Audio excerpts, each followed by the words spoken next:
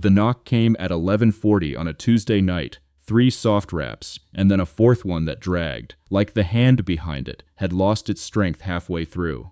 Luke Bennett opened the door to find Madison Hayes standing on his porch in the rain with no umbrella, no shoes, mascara carved down both cheeks in gray rivers, and her cardigan clutched so tight across her chest that her knuckles had gone white.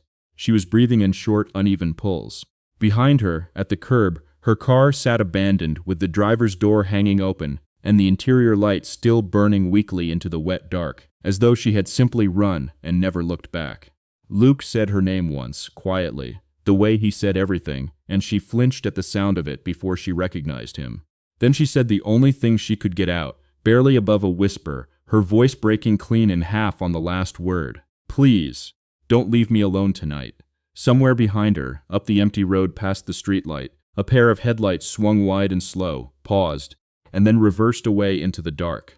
And Luke felt something in his chest go cold and still in a way it hadn't in 3 years.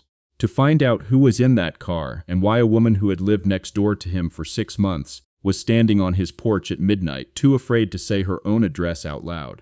Stay until the very end.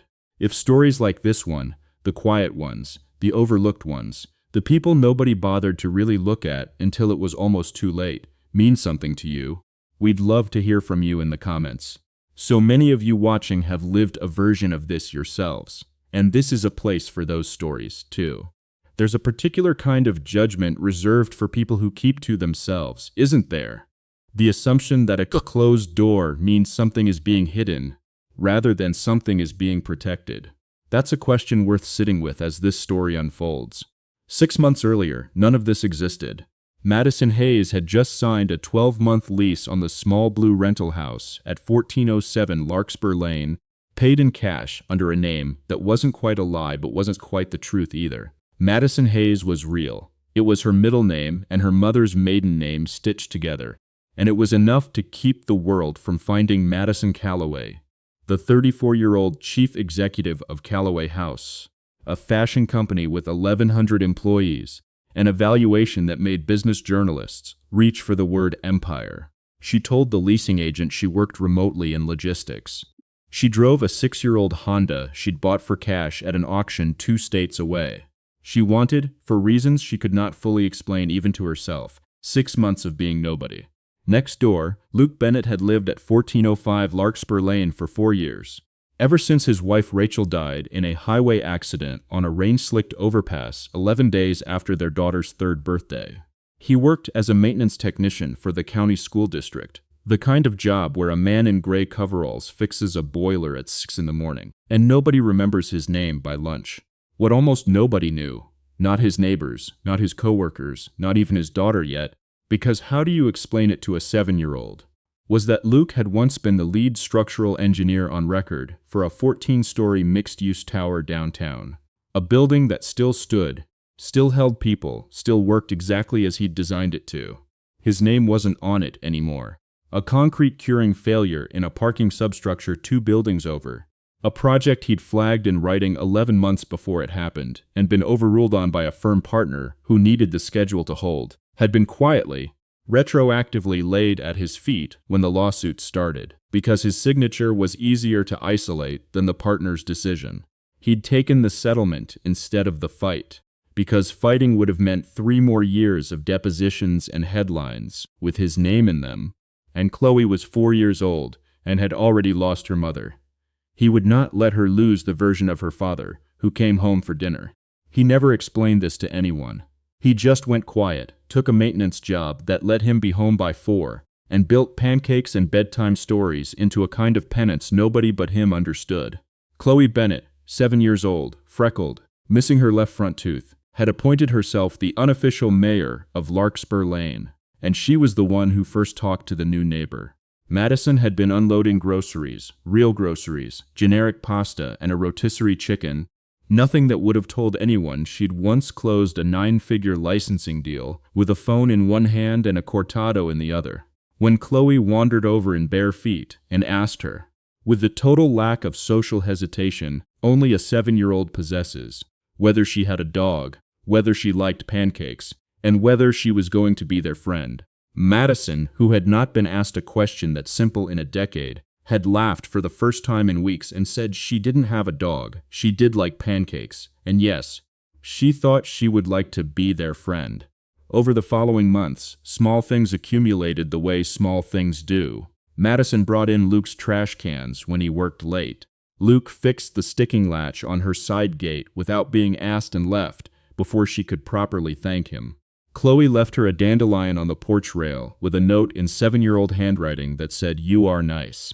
Madison told herself each time that this was simply what good neighbors did, and each time she told herself that, some small honest part of her noted that she had never once, in the 11 years since she'd taken over her mother's failing boutique label and turned it into an empire, let herself be someone's good neighbor before. She had built something enormous. She had never built anything small enough to hold. 3 weeks before the knock on the door, Madison had reluctantly agreed to a date arranged by an old university friend who didn't know her real job, only that she seemed lonely. A setup with a man named Trent Calder, a self-described consultant, who turned out, over the course of the evening, to have a temper that flared without warning and hands that lingered too long on her wrist when she tried to end the night early. She had made an excuse, driven off too fast, and thought that was the end of it. It was not. That would come later. What mattered now, in this ordinary stretch of an ordinary autumn, was only this: a widowed father who had buried his name along with a version of himself he wasn't ready to reclaim, and a woman who ran a fashion empire and had never once, in her entire adult life, felt as safe as she did standing barefoot in her own front yard, being handed a dandelion by a 7-year-old. The unraveling of Luke's old life had happened 4 years earlier, but its echo reached him again on an ordinary Thursday in October, in the front office of Redmond Elementary, in front of the school's facilities director, and, humiliatingly, in front of 2 other maintenance staff who happened to be picking up their schedules at the same time. A structural inspector from the district's insurance carrier had flagged hairline cracking in a support column beneath the school's newly renovated gymnasium, and rather than treat it as the routine post-construction settling Luke immediately recognized it to be, the facilities director, a brisk man named Denny Wachs, who had never once asked Luke a single question about his background, decided to make an example of what he called amateur guesswork. Luke had tried, quietly, to explain the difference between shrinkage cracking and a genuine load-bearing failure, had tried to reference tolerances and curing timelines without revealing how he knew them so precisely, and Wachs had cut him off in front of everyone and said, with the particular cruelty of a small man handed a little authority, that he didn't pay a maintenance tech to have opinions about structural engineering. He paid him to change filters and fix leaks, and if Luke couldn't tell the difference between his job and someone else's, maybe he needed a reminder of which one he actually had. Luke had said nothing. He never did. He'd stood there with his toolbox in his hand and let the words land, because arguing would have meant explaining who he used to be, and explaining who he used to be would have meant a district administrator eventually Googling his name and finding 4-year-old news articles with his face next to the words structural failure. And Chloe was 7 now, old enough to be teased on a playground by a kid whose parent read those same articles. So he'd said only that he understood and gone back to work. And that night he'd sat in his truck in the school parking lot for 11 minutes before he trusted himself to drive home and be the kind of calm his daughter needed him to be.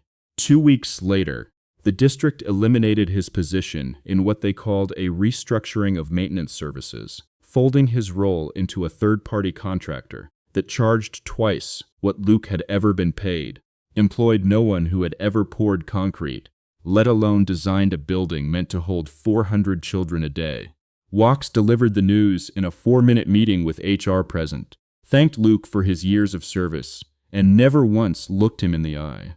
Luke cleared out his locker into a cardboard box that had once held photocopy paper, and the last thing he did before he left the building was walk past the gymnasium one final time and look up at the column everyone had told him he was wrong about, the one he still, privately, was certain would need real remediation within 18 months, or someone was going to get hurt. He said nothing to anyone about that either. He simply went home, made grilled cheese for Chloe's dinner because it was her favorite, and he needed something to do with his hands, and told her, when she asked why he was home early, that he had a new job coming, a better one, and not to worry. It was a lie, and it was the first time in 4 years he had told his daughter one, and it sat in his chest like a stone for the rest of that night. What Wax never knew, what nobody at the district had bothered to find out in 4 years of Luke fixing their boilers without complaint, was that the man they'd just discarded over a coffee break humiliation had once stood in front of city planning commissions and defended 9-figure structural designs without blinking, had a license he still quietly renewed every 2 years for reasons he couldn't fully articulate even to himself, and had never once, in his entire career, been wrong about a crack in concrete. If you've ever been the person in the room who actually knew the answer and watched someone with less experience and more confidence get believed instead, tell us in the comments.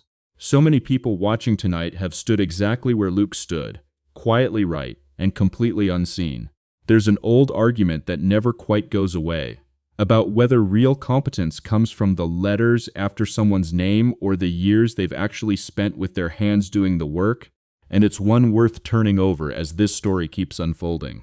6 months would pass before Wax, or the district, or anyone at all, would learn exactly who they had let walk out that door, and by then, the column beneath that gymnasium would already be telling its own story.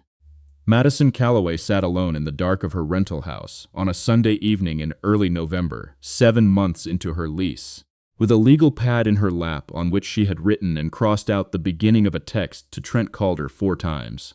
She was trying to talk herself into giving the man another chance, mostly because her assistant back at Calloway House, a sharp, watchful young woman named Priya Anand, who was one of only 3 people who knew Madison's real address, had gently mentioned that the company's PR team thought a stable, photogenic relationship might soften some of the coverage around Calloway House's upcoming factory labor audit. It was, Madison knew even as she considered it, a genuinely terrible reason to see someone again, and some small, still honest part of her, the part that had grown louder every week she spent watching Luke Bennett make his daughter's lunch with the same quiet care he brought to fixing a gate latch, kept whispering that she already knew, with total certainty, what actual safety and actual warmth felt like, and it did not feel like Trent Calder. It was Priya who called her 2 nights later with the second thread of this unraveling, breathless in a way Priya never was. A junior analyst in Calloway House's supply chain division had, while auditing an unrelated vendor contract, stumbled across an old, sealed engineering liability file connected to the downtown tower project from 4 years earlier, a file that Calloway House had inherited when it quietly acquired a commercial real estate holding company as part of an unrelated expansion, and that named, in a signature block nobody in the current company had ever had reason to read closely, a structural engineer named Luke Bennett. Priya, who had once idly mentioned to Madison that her neighbor's name was Luke, had put it together in the space of a single horrified breath. The concrete curing failure, the settlement, the name buried under a partner's decision that had never once appeared in any of the reporting at the time. Madison sat with the phone against her ear and felt something click into place that had been loose in her chest for months. The way Luke never mentioned his past, the precision with which he'd once glanced at a hairline crack in her own foundation wall and told her, correctly and calmly, exactly what it was and wasn't, the stillness of a man who had clearly once carried far more weight than a toolbox. She did not sleep that night. In the morning, she drove to the office in her Honda for the first time in weeks, sat Priya down, and asked her to pull everything, quietly, carefully, without a single email that could be traced back before Madison herself had confirmed the facts. What came back over the following days was worse than she'd imagined.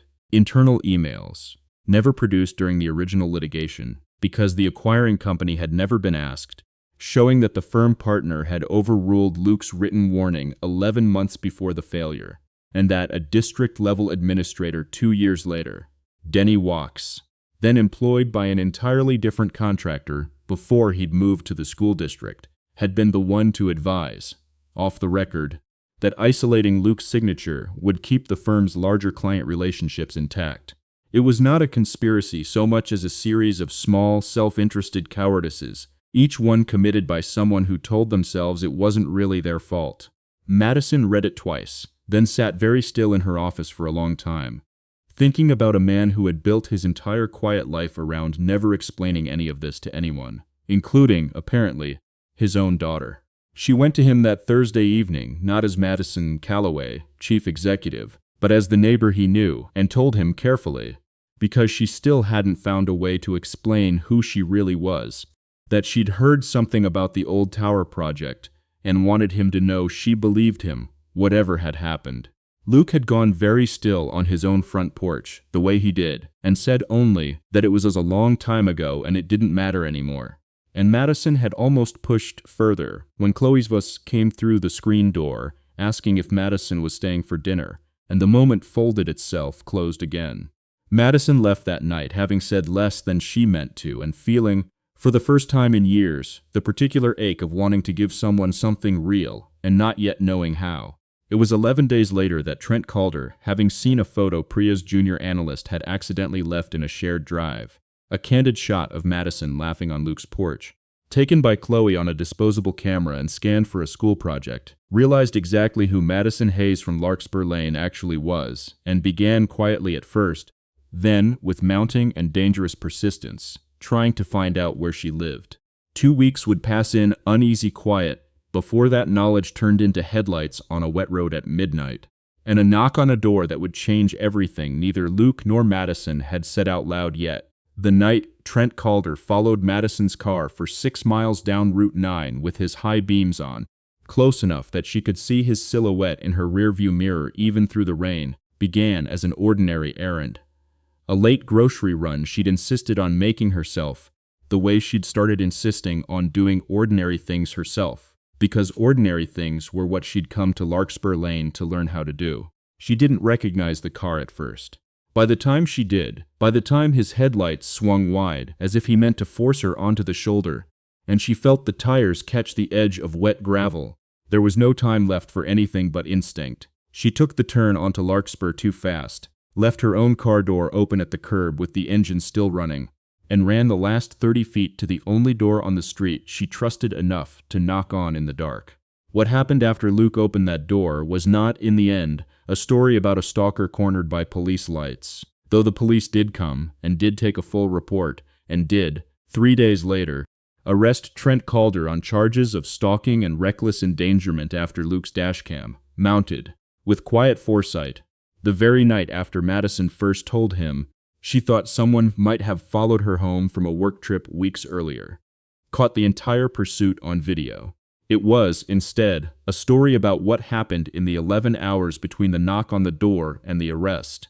Luke sitting up all night in the hallway outside the guest room, with his back against the wall, and a baseball bat he hadn't touched since college resting across his knees, not because he expected to need it, but because he needed Madison to hear him there if she woke up frightened. Chloe padding out at 2 in the morning in her socks, seeing her father in the hallway, and without a single question, going and getting her own blanket to sit beside him. Because in Chloe's 7-year-old understanding of the world, if someone was scared, you sat with them. That was simply what you did. And Madison, lying awake in the guest room listening to the murmur of father and daughter in the hallway, finally understanding, with a clarity that arrived like a physical ache, the exact shape of the thing she had spent 11 years building a company instead of building. In the morning, over pancakes Luke made because Chloe had specifically requested them for their guest, Madison told them both the truth. First gently to Chloe, that she had a work name and a real name and sometimes grown-ups did that to feel safe. And then, once Chloe had wandered off to watch cartoons, the full truth to Luke. Calloway House, the 1,100 employees, the 6-month lease under a half-true name, and the file Priya had found. She told him about the emails, about walks, about the partner who'd overruled his warning. She watched something in his face that had been braced and careful for 4 straight years finally, slowly, come loose. And she watched him not gloat, not rage, not even raise his voice. He simply set down the spatula, sat across from her at his own kitchen table, and asked only one question quietly: whether the column at Redmond Elementary had ever been remediated. It hadn't. Madison had Priya's team pull the district's maintenance records that same afternoon and confirmed what Luke had known for 6 months. The cracking he'd flagged had spread. Structural engineers hired independently now agreed with his original assessment down to the millimeter, and the district was quietly scrambling to fund emergency remediation before the gymnasium's next scheduled event, a district-wide assembly for 600 children. Madison did not hesitate. She picked up her phone, called the district superintendent directly. Not as Madison Hayes, quiet renter of Larkspur Lane, but as Madison Calloway, whose company's real estate holding division still, technically, retained a minor liability interest in the original tower project's insurer, and asked, in a voice Luke had never heard her use before, cool and absolutely certain, why the man who had correctly identified a structural failure 18 months before anyone else believed him had been fired for saying so. The superintendent, badly rattled, promised a full review. Denny Walks, reached separately by a reporter who'd been quietly working the story for weeks after an anonymous tip from Priya's team, began, over the following days, offering explanations that grew progressively more panicked and less coherent, each one contradicting the last, until the district's own emergency inspection report, independently verified, technically precise, undeniable, made every excuse he offered collapse in front of a school board meeting that would, within 2 weeks, be covered by 3 local news outlets.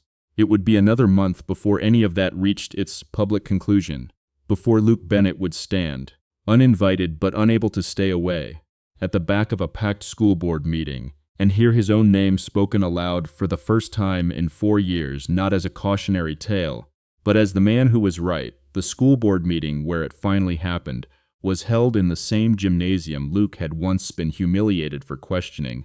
600 folding chairs set up beneath the very column that had by then been fully remediated at the district's expense, a thick new steel reinforcement visible along its base, like a scar that had healed stronger than the bone around it. Denny Walks was not there. He had resigned 2 days earlier, his letter citing personal reasons that fooled no one who'd read the local news coverage.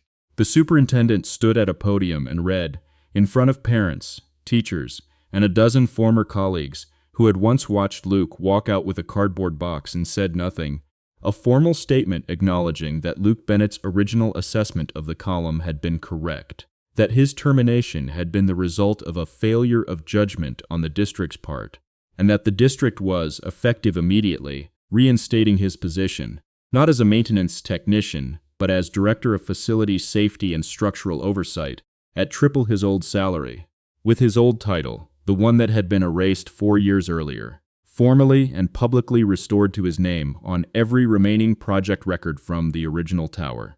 Luke stood at the back of that gymnasium, Chloe's small hand in his, and when the superintendent asked him to come forward and say a few words, he walked up slowly, took the microphone, and said the shortest thing anyone in that room had expected.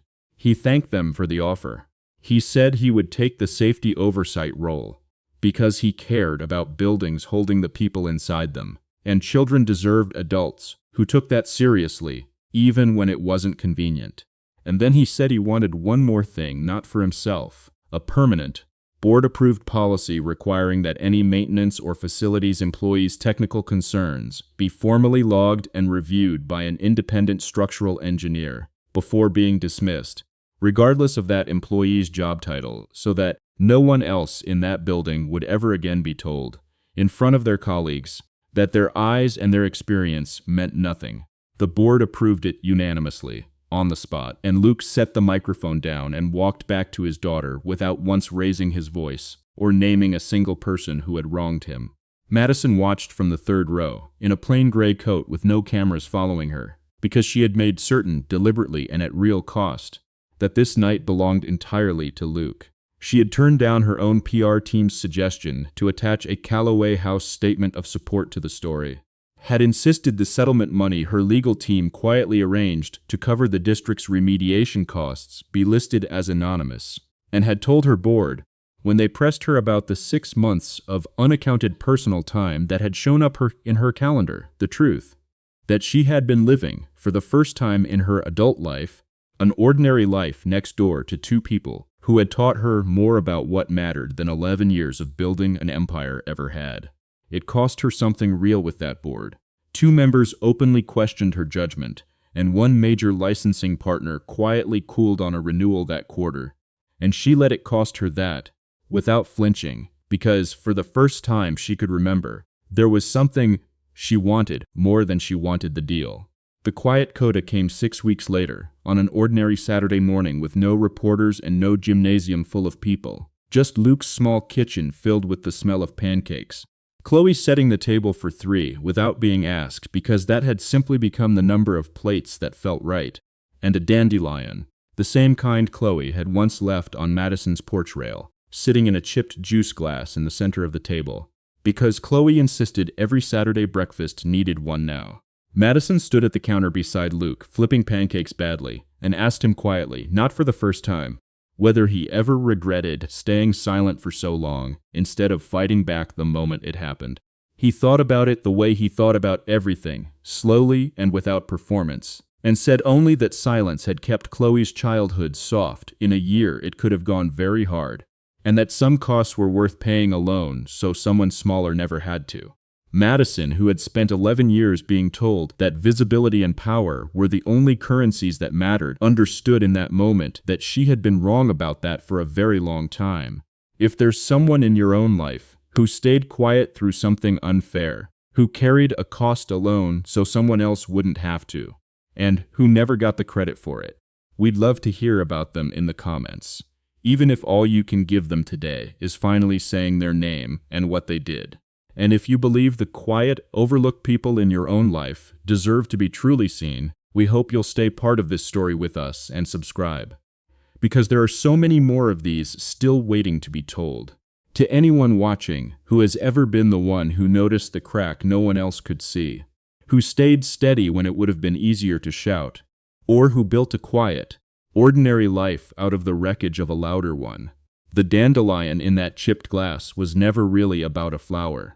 It was about a 7-year-old girl who understood, better than any boardroom ever did, that the most valuable thing a person can build isn't an empire. It's a table with enough plates at it, and someone willing to sit with you in the dark until morning comes. Thank you for staying until the very end of this one. We'll see you in the next story.